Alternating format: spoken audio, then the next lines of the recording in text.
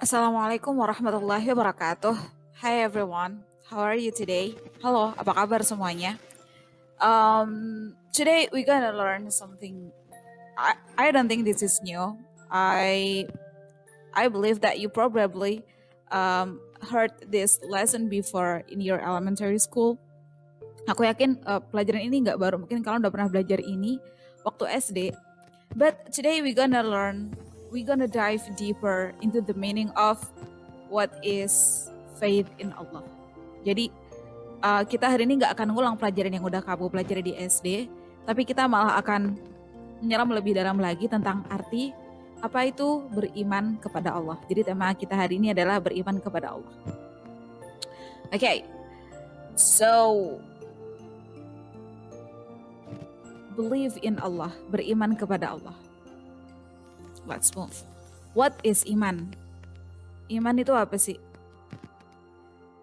Iman adalah percaya dengan keberadaan Allah tanpa keraguan sedikit pun. Jadi kamu benar-benar percaya bahwa Allah itu ada, bahwa Allah itu yang menciptakan kamu, bahwa kamu diciptakan untuk menyembah Allah, dan bahwa apapun yang kamu lakukan itu adalah untuk Allah. Iman artinya adalah percaya. Jadi kalau misalnya ada orang, aku beriman kok sama Allah, artinya adalah aku percaya sama Allah. Steps of belief in Allah.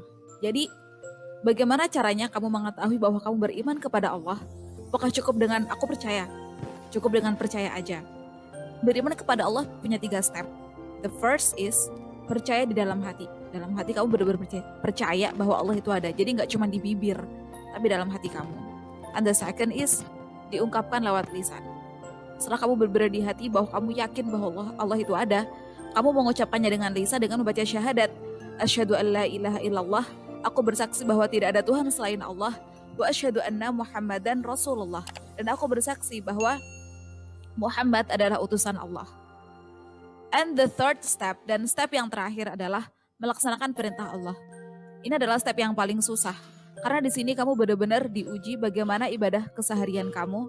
Jadi pertama, kamu bangun tidur, kamu mengucap alhamdulillah, kamu wudhu, habis itu kamu sholat subuh. Semua yang kamu lakukan dalam hidup kamu itu jika kamu meniatkannya karena Allah, semuanya akan dinilai ibadah. Jadi iman itu gak cukup dengan kamu percaya, gak cukup dengan kamu syahadat, tapi semua dari rukun Islam, rukun iman kan ada, rukun Islam kan ada 5 ya.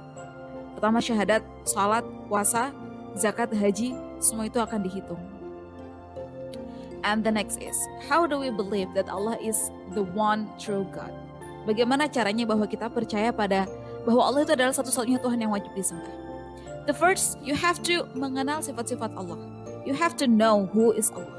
Jadi pertama kamu harus mengenal Allah. Mengenal Allah, kamu nggak harus ngelihat like when you want to know someone, you don't have to see them like physically. Saat kamu pengen kenal seseorang, kamu gak harus mengenal dia secara fisik, apakah dia ganteng, apakah dia tinggi, apakah dia cantik. Tapi sama Allah enggak. Mengenal sifat-sifat Allah. Jadi yang kamu kenal bukan wujudnya, tapi adalah sifatnya. Misalnya Allah itu ada wujud. Atau misalnya Allah itu qidam, Allah itu kekal. Pasti kamu pernah kan Allah wujud, qidam, baqa, mukhalafatul lil hawadithi, etc. Yang kedua, mengenal nama-nama Allah. Seperti Ar-Rahman, Maha menyayangi, Maha pengasih, Ar-Rahim yang Maha penyayang.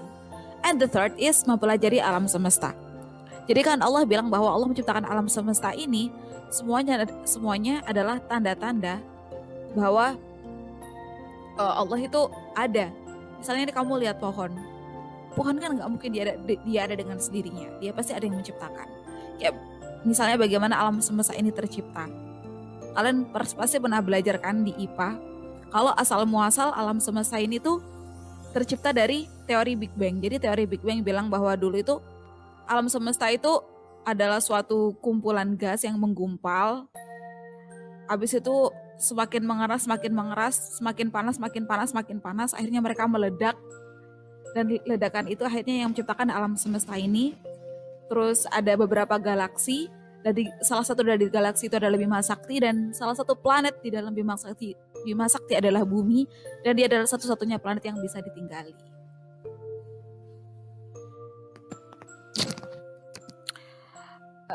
That's why Rasulullah, peace be upon him, Rasulullah Sallallahu Alaihi Wasallam said, karena itu Rasulullah pernah berkata dalam sebuah hadis, tafakkaru fi khalqillah, berpikirlah tentang hasil ciptaan Allah, wala tafakkaru fillahi, tapi jangan kamu berpikir tentang wujudnya Allah, tentang zatnya Allah. Kenapa? Fa innakum lan taqdiru qadrahu, karena sesungguhnya kamu tidak akan pernah mencapai hakikat wujudnya Allah itu seperti apa, kamu gak akan pernah tahu. Jadi yang wajib kita pelajari bukan Allah itu seperti apa sih, Allah itu bagaimana sih, tapi apa sih yang diciptakan sama Allah, apa aja sih di alam ini yang diciptakan sama Allah. Literally everything, sebenarnya semuanya diciptain sama Allah. Jadi hari ini aku akan ajak kamu nonton sebuah video. Ini adalah video dari seri Netflix, namanya Our Planet. Ini recommended banget, kamu harus nonton.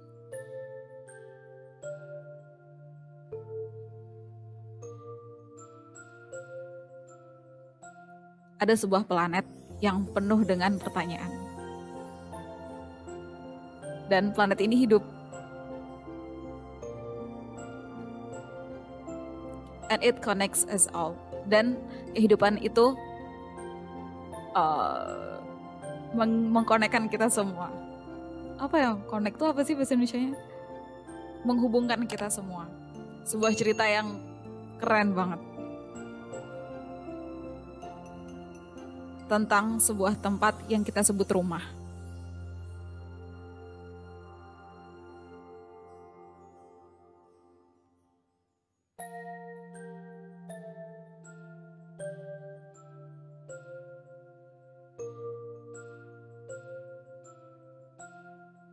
Oke. By the way, jadi kalau kamu pengen benar-benar mengetahui, kamu pengen benar-benar belajar bahwa tanda-tanda Allah itu benar-benar ada, bahwa ciptaan Allah itu benar-benar keren banget, dan ini nggak mungkin bikinan manusia, ini pasti ada yang bikin, dan itu pasti Allah, itu pasti Tuhan. Kamu harus nonton serial Netflix ini, benar-benar recommended banget. Okay, so that's why Allah said in Al-Quran,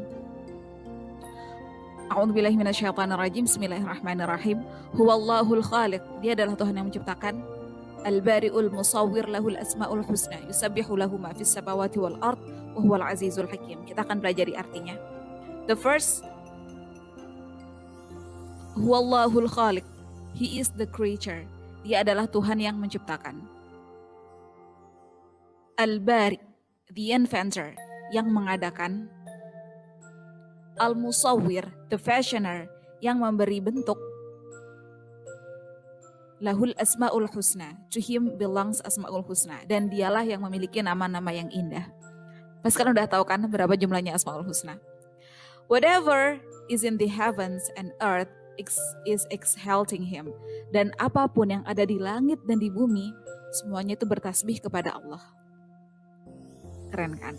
And he is the exalted in might, the wise, dan dialah yang perkasa, yang maha bijaksana.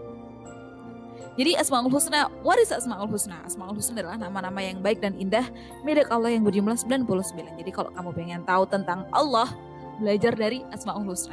Kita akan belajar ada 3. Di sini ada Allah, Al-Afu, Al-Jabbar. Yang pertama kita akan belajar tentang Al-Alim. Al-Alim artinya maha mengetahui. Jadi artinya apapun yang kamu lakuin, Allah tahu. Dan apapun yang kamu pengen, tapi kok kayaknya gak tercapai sih. Aku pengen ini, aku udah doa ini, kok aku dapetnya malah yang lain. Kamu gak usah khawatir, karena Allah lebih tahu tentang apa yang kamu butuhkan, bukan apa yang kamu inginkan. Allah lebih tahu apa yang terbaik buat kamu.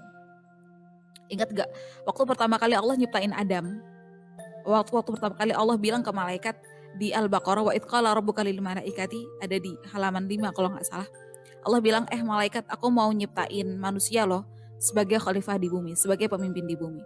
Terus malaikat langsung bukan julid sih, tapi mereka kayak langsung, Allah ngapain nyiptain makhluk yang akan membuat kerusakan di bumi? Dan Allah jawab, bentar, malaikat kan bilang, wa nahnu nusabbihu bihamdika wa nuqaddisu lak, padahal selama ini yang selalu bertasbih kepada Allah itu kita. Kok kenapa malah makhluk baru yang bakal dijadiin pemimpin di bumi. Terus Allah bilang, qala inni a'lamu ma la ta'lamun. Allah berkata bahwa aku ini lebih tahu daripada kamu malaikat. Jadi jangan kamu menghakimi aku. Jangan mempertanyakan keputusanku karena Allah itu lebih tahu. Jadi sampai hal seperti itu aja. Jadi kamu jangan pernah kayak, kok Allah ngasih aku ini sih? Kan aku pengennya itu. Kenapa Allah bikin aku kayak gini? Kenapa aku diciptainnya kayak gini? Karena kita belum tahu aja apa hikmah dari semua itu. Mungkin Allah mau setiap kita dikasih musibah, mungkin Allah pengen ngajarin kita untuk lebih sabar. Mungkin itu adalah cara untuk kita lebih dewasa. Kita kan gak pernah tahu, pasti ada hikmah yang tersembunyi di belakang semua hal. Karena Allah lebih tahu apa yang terbaik buat kita. And the second is Al-Khabir. Al-Khabir berarti Allah maha teliti. Allah itu teliti banget dalam menciptakan sesuatu, dalam melihat sesuatu, dalam mencatat sesuatu, itu Allah benar-benar teliti banget. Kalian sadar gak sih bahwa mukjizat Nabi terdahulu itu kece-kece banget. Kayak misalnya Nabi Musa, mukjizat beliau adalah membelah lautan. Keren banget kan? Siapa yang bisa ngebelah lautan? Kalau enggak karena Allah ngasih kemampuan itu buat Nabi Musa. Terus Nabi Shalih, mukjizatnya itu beliau bisa mengeluarkan unta dari sebuah batu. Wow. Terus siapa lagi? Nabi Sulaiman. Beliau punya kerajaan benar-benar kaya banget dan beliau bisa ngomong sama semua binatang. Beliau bahkan jadi raja gak cuma untuk kaum manusia tapi kaum hewan dan juga kaum jin. Wih, bayangin, kece banget kan? Tapi saat kita balik ke Al-Quran, mukjizatnya Nabi Muhammad, di Al-Quran ditulis bahwa innallaha la yastahi an yadriba ba'udatan fama fawqaha, bahwa Allah itu gak malu untuk menjadikan seekor nyamuk sebagai mukjizatnya Nabi Muhammad. Terus kalau kalian bertanya, serius, Nabi Muhammad kan Nabi paling favorit, Nabi paling disayang sama Allah. Dia adalah Nabi terakhir. Terus mukjizatnya cuma seekor nyamuk. Wait, nyamuk itu bukan cuman ya. Nyamuk itu bukan cuman. Nyamuk itu benar-benar sebuah makhluk yang kece banget. Kalau kalian perhatikan dari tubuh kalian, setiap kita makan, makanan itu akan dicerna di perut. Karena di perut itu kita punya lambung. Di lambung kita punya sebuah cairan asam yang akan mencerna makanan-makanan itu. Habis dicerna, semuanya nutrisinya itu dibagikan ke seluruh tubuh dan ampasnya itu akan dibuang melalui usus besar. Nyamuk itu kan kecil banget. Kalian tahu kan perutnya itu kecil banget. Kalau kalian lihat nyamuk pas ngisap darah kalian, seakan-akan perutnya itu penuh sama darah, kelihatan kan merah gitu.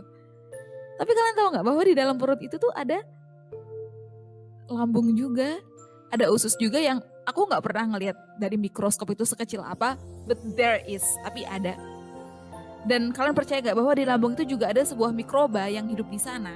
Seperti juga dalam tubuh kita ada mikroba, ada bakteri baik, ada bakteri jahat. Di dalam tubuh nyamuk yang sekecil itu juga ada bakterinya. Dan di dalam perutnya bakteri itu ada bakteri lagi. Bayangin, sekecil itu, sedetail itu. Ya begitulah Allah menciptakan semua makhluk. Detail banget. As-Sami', yang ketiga adalah As-Sami', bahwa Allah itu adalah maha mengetahui. Allah itu maha mendengar. Gak cuma apa yang kamu ucapkan, tapi juga apa yang ada dalam hati kamu itu Allah dengar semua. Jadi misalnya kamu ngejulitin orang dalam hati kamu, Allah dengar. Apapun kamu misalnya gibahin orang di kepala kamu, Allah dengar. Jadi kalaupun kamu juga misalnya kamu istighfar dalam hati, kamu ingat Allah, kamu baca tasbih dalam hati, Allah juga dengar. Jadi kapanpun kamu ingat Allah, bertasbih, istighfar. And the fourth, yang keempat adalah Al-Basir, bahwa Allah itu maha melihat.